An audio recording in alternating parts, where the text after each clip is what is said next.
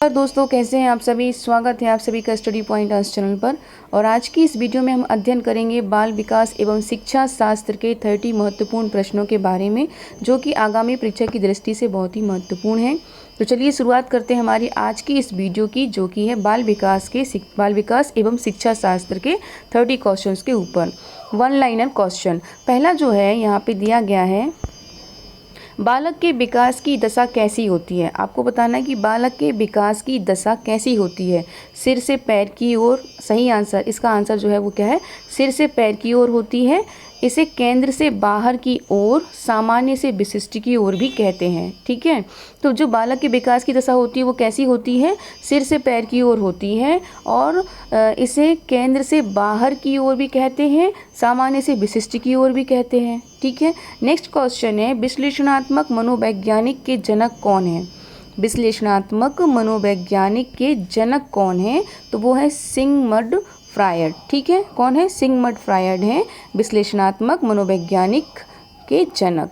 तूफान की अवस्था किसे कहा जाता है, तो वो तो आप सभी को पता है कि तूफान की अवस्था जो है वो किशोर अवस्था को कहा जाता है। इसी एज में बच्चे जो हैं तूफानी की तरह काम करते हैं।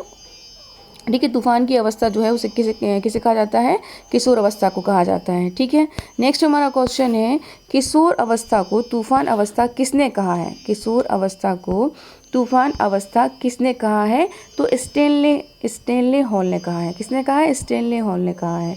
नैतिक विकास का सिद्धांत किसने दिया। नैतिक विकास का सिद्धांत किसने दिया है, तो वो कोहलबर्ग ने दिया है। किसने दिया है, कोहलबर्ग ने दिया है। मूल प्रवृत्ति का सिद्धांत किसने दिया। 6 नंबर का क्वेश्चन है, मूल प्रवृत्ति का सिद्धांत किसने दिया है, तो वो मैकडूनल ने दिया है। किसने दिया है, मैकडूनल ने दिया है। और इसमें 14 मूल प्रवृत्तियाँ बताई गई हैं। कितनी बताई गई हैं, 14 मूल प्रवृत्तियाँ बताई गई हैं। नेक्स्ट हमारा क्वेश्चन है, संवेग क्या है। आपको यहाँ बताना है संवेग क्या है, तो मन की उत्तेजित दशा को, मन की उत्तेजित दशा को संवेग कहते हैं। सही आंसर क्या है, मन की उत्तेजित दशा को संवेग कहते हैं।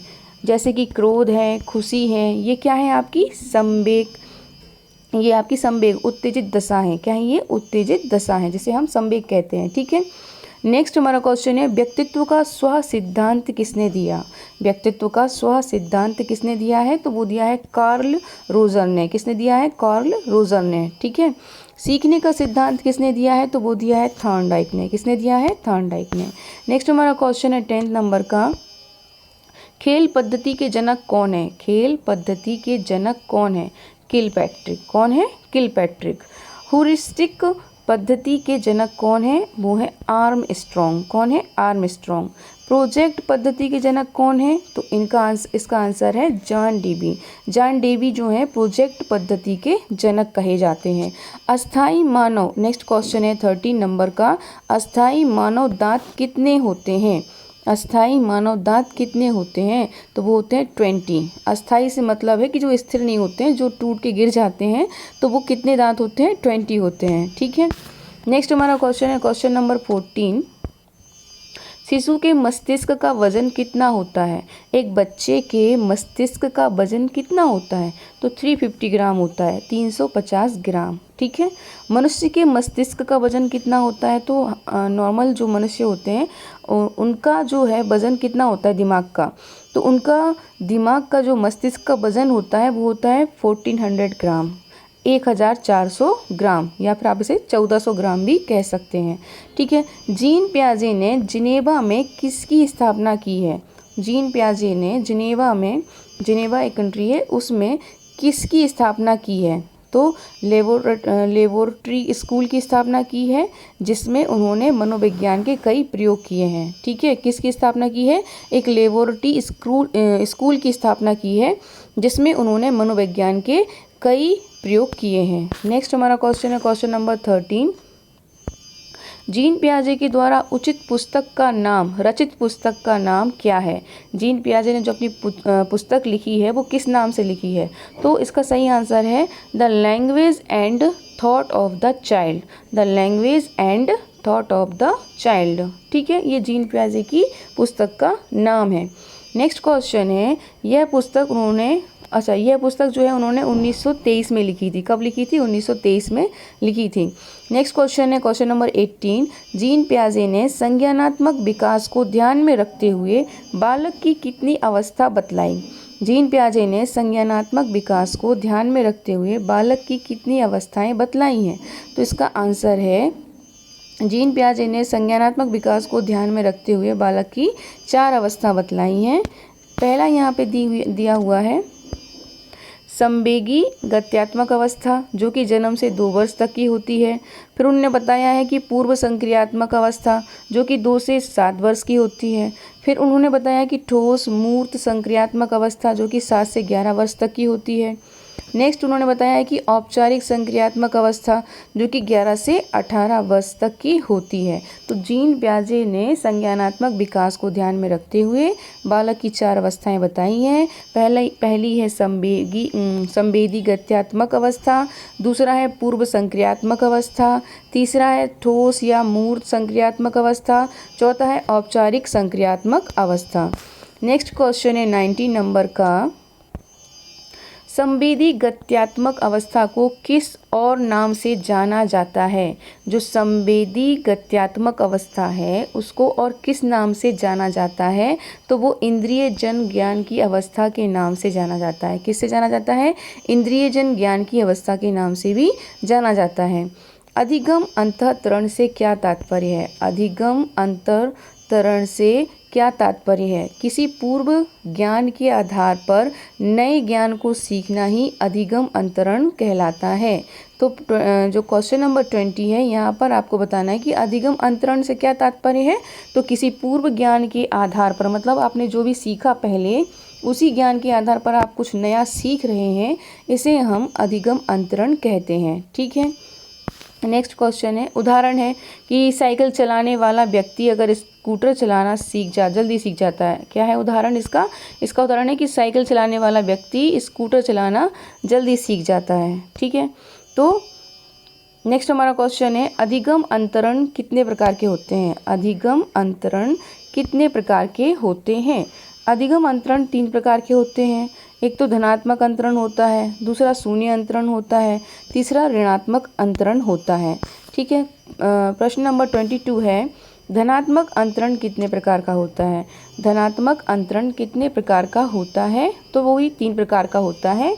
एक तो होता है क्षैतिज समांतर, दूसरा होता है लंबवत ऊर्ध्व, और तीसरा होता है द्विपार्श्विक। ठीक है, द्विपार्श्विक। तो ये 3 जो है धनात्मक अंतरण के प्रकार हैं, क्षैतिज, ऊर्ध्व और द्विपार्श्विक। ठीक है। नेक्स्ट हमारा क्वेश्चन है 23, गणित संबंधी विकार को क्या कहते हैं? गणित संबंधी विकार को क्या कहते हैं? तो इसे कहते हैं डिसकैलकुलिया। क्या कहते हैं? डिसकैलकुलिया। इसे क्यों कहते हैं डिसकैलकुलिया? देखो, कैलकुलेशन से बना है आपका डिसकैलकुलिया। जिनको कैलकुलेशन करने में दिक्कत होती है, गणित संबंधी विकार को क्या कहते हैं? डिसकैलकुलिया कहते हैं। ठीक है। पढ़ने संबंधी विकार को क्या कहते हैं? डिसलेक्सिया। क्या कहते हैं? डिसलेक्सिया कहते हैं। पढ़ने संबंधी विकार को डिसलेक्सिया कहते हैं। और लिखने संबंधी विकार को क्या कहते हैं? डिसग्राफिया। भाई हम ग्राफ बनाते हैं, हाथों से बनाते हैं, तो लिखने संबंधी विकार को क्या कहते हैं? डिसग्राफिया। ठीक है। तो जिनको लिखने से संबंधित प्रॉब्लम्स होती हैं उनको हम क्या कहते हैं? डिसग्राफिया। ठीक है। ये क्वेश्चन पूछे भी जाते हैं, अक्सर परीक्षा में पूछे जाते हैं। इस टाइप के क्वेश्चन आते हैं, तो आप इन पर थोड़ा ध्यान दीजिए। क्वेश्चन नंबर 26 है हमारा, शिक्षा मनुष्य में अंतर्निहित क्षमता का परिपूर्णता में विकास करते हैं। शिक्षा क्या है? शिक्षा मनुष्य में अंतर्निहित क्षमता का परिपूर्णता में विकास करते हैं। यह कथन किसका है? आपको बताना है यह कथन किसका है। तो यह कथन जो है वो स्वामी विवेकानंद जी का है। ठीक है। नेक्स्ट हमारा क्वेश्चन है क्वेश्चन नंबर 27 जो है वो है, बिग व हट के अनुसार खालिस्तान की विशेषताओं को सर्वोत्तम रूप से व्यक्त करने वाला एक शब्द है परिवर्तन। परिवर्तन शारीरिक, सामाजिक और मनोवैज्ञानिक होता है। तो यहाँ पर इसका जो खालिस्तान है इसकी जगह पे क्या आएगा? किशोर अवस्था आएगा। बिग व हट के अनुसार किशोर अवस्था की विशेषताओं को सर्वोत्तम रूप से व्यक्त करने वाला एक शब्द है परिवर्तन। तो परिवर्तन शारीरिक, सामाजिक और मनोवैज्ञानिक होता है। ठीक है, ये इसका सही आंसर है।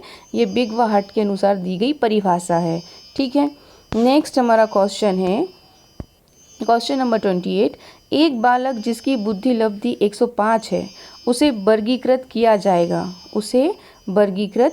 जाएगा सामान्य बुद्धि में। ठीक है, अगर एक बच्चे की बुद्धि लब्धि जो है वो 105 है तो उसे सामान्य बुद्धि वाला बालक ही कहा जाएगा।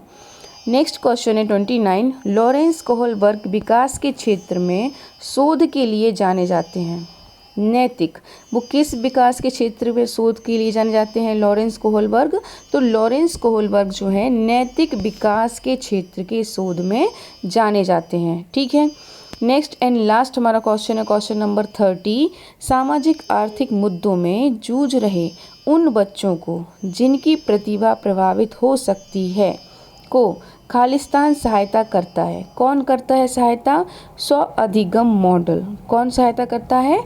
स्व अधिगम मॉडल। तो ये थे हमारे आज के 30 प्रश्न जो कि बाल विकास शिक्षा शास्त्र पर आधारित थे। आई होप ये वीडियो आपको पसंद आई हो।